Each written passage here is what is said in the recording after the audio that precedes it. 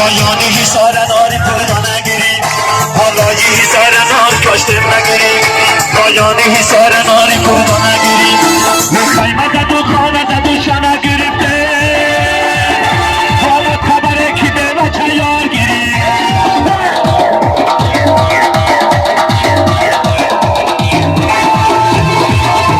حصارم حصارم حصاری ضروری دارم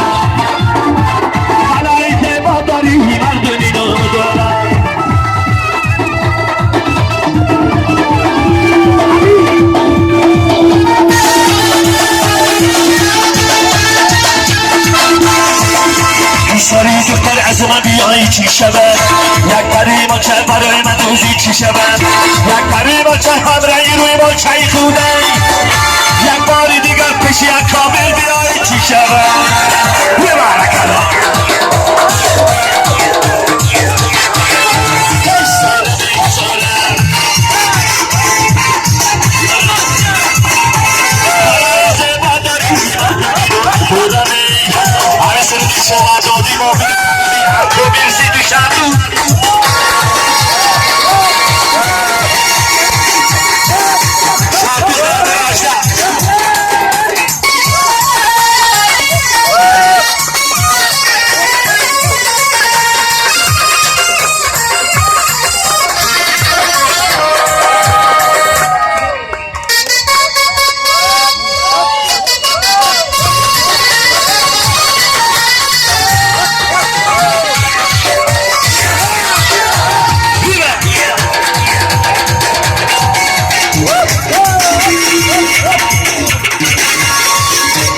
سرزمینی حسوره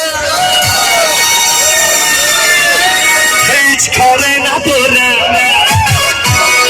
حتی بیرجام به رابطه تو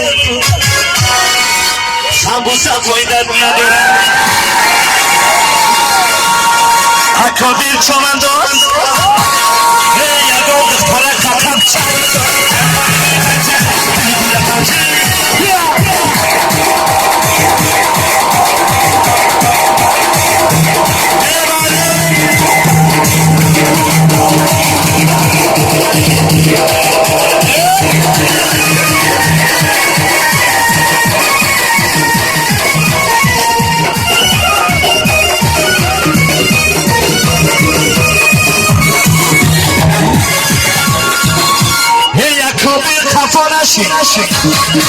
هر کاری لخشم بشی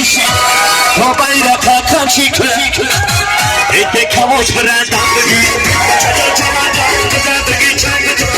چجا چمندم بزن بگی چند در کاری دید کن چی کن چی کنه کن چی بکنه